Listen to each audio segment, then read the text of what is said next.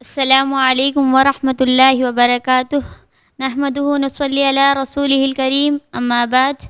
اعوذ باللہ من الشیطان الرجیم بسم اللہ الرحمن الرحیم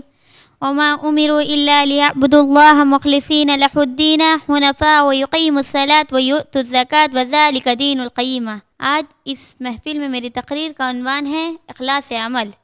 اعوذ باللہ من الشیطان الرجیم بسم اللہ الرحمن الرحیم وما امروا الا ليعبدوا الله مخلصین له الدین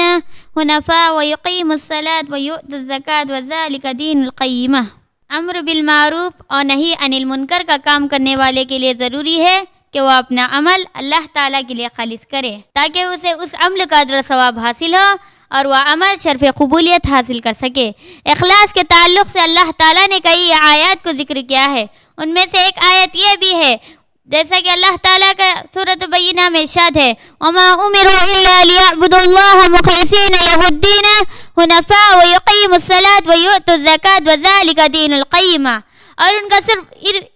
ان کو صرف اسی بات کا حکم دیا گیا ہے کہ وہ اللہ کے لیے دین کو خالص کرتے ہوئے یکسو ہو کر اس کی عبادت کرے، نماز قائم کرے، زکوٰۃ ادا کرے، اور یہی صحیح دین ہے۔ اسی طرح اللہ تعالیٰ سورہ زمر میں ارشاد فرماتا ہے جس کا ترجمہ یہ ہے آپ فرما دیں مجھے حکم دیا گیا ہے کہ میں اللہ کی عبادت کروں اسی کے لیے دین کو خالص کرتے ہوئے۔ آپ فرما دیں مجھے حکم دیا گیا ہے کہ میں سب سے پہلے اطاعت گزار بن جاؤں۔ آپ فرما دیں اگر میں نے اللہ کی نافرمانی کی تو مجھے قیامت کے عذاب کا ڈر ہے۔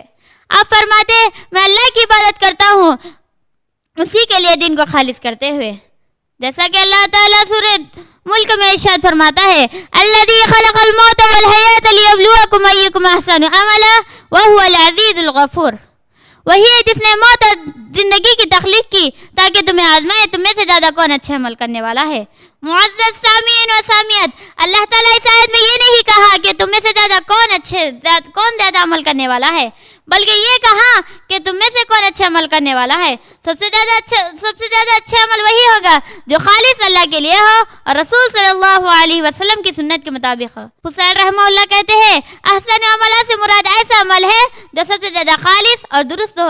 اگر عمل میں خلوص ہو لیکن وہ عمل درست نہ ہو تو تب بھی قبول نہ ہوگا، اور اگر عمل درست ہو لیکن اس میں خلوص نہ ہو تو تب بھی قبول نہیں ہوگا۔ عمل تب بھی قبول ہوگا جب وہ خالص بھی ہو اور درست بھی ہو۔ مسلم کی حدیث میں آتا ہے، ابو ہریرہ رضی اللہ عنہ سے روایت ہے، اللہ کے رسول صلی اللہ علیہ وسلم نے فرمایا قیامت کے دن 3 شخصوں کو لایا جائے گا، ان میں سے سب سے پہلے اس شخص کا فیصلہ کیا جائے گا جو سب سے پہلے شہید ہوا تھا، اسے اللہ تعالیٰ کے سامنے پیش کیا جائے گا تو اسے اللہ تعالیٰ اپنی نعمتیں یاد دلائیں گا تو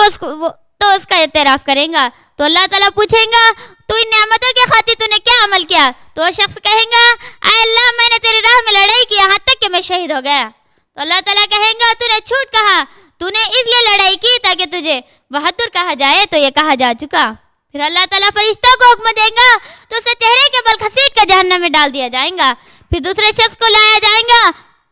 جو علم سیکھا اور سکھایا اور قرآن پڑھا ہوگا،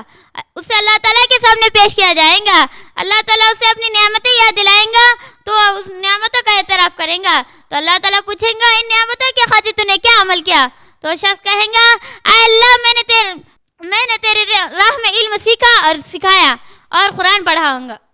اور لوگوں کے سامنے قرآن پڑھا، تو اللہ تعالیٰ کہیں گا تو نے جھوٹ کہا، تو نے علم اس لیے سیکھا تاکہ تجھے عالم کہا جائے تو یہ کہا جا چکا، اور قرآن اس لیے پڑھا تاکہ تجھے قاری کہا جائے تو یہ کہا جا چکا۔ پھر اللہ تعالیٰ فرشتوں کو حکم دیں گا تو اس کو چہرے کے بل گھسیٹ کر جہنم میں ڈال دیا جائے گا۔ پھر تیسرے شخص کو لایا جائے گا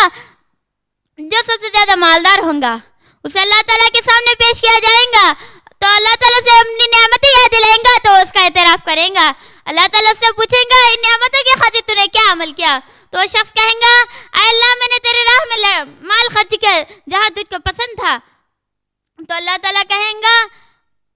تو نے جھوٹ کہا، تو نے اس لیے خرچ کیا تاکہ تجھے سخی کہا جائے تو یہ کہا جا چکا۔ پھر اللہ تعالیٰ فرشتوں کو حکم دیں گا تو اسے چہرے کے بل گھسیٹ کر جہنم میں ڈال دیا جائے گا۔ معزز سامعین و سامعات، ان دنوں کے پاس اخلاص نہ ہونے کی وجہ سے ان کے نام اعمال انہیں کوئی فائدہ نہیں دیا، اور اللہ تعالیٰ ان کے نام اعمال کے مطابق ان کو سزا دیا اور ان کے اعمال نے ان کو ہلاکت میں ڈال دیا۔ اسی طرح ایک حدیث میں آتا ہے شبنم، لیکن یاد رہے وہی عمل صالح ہے جس پر فلاح آخرت میں اللہ کی رضا ہو، اور جو عمل اس مقصد سے خالی ہو وہ اللہ کے نزدیک کوئی قدر و قیمت نہیں ہوتا۔ اسی موقع پر ایک حدیث میں آتا ہے ایک شخص عشاء کی نماز ادا کر کے اپنے بستر پر سونے کے لیے گیا، اور سونے سے پہلے اس نے نیت کی کہ میں تہجد ضرور پڑھوں گا، لیکن وہ ادا نہیں کر سکا۔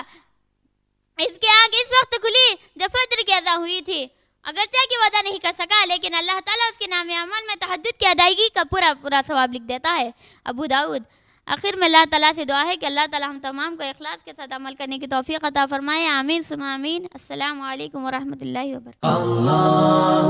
اللہ اللہ اللہ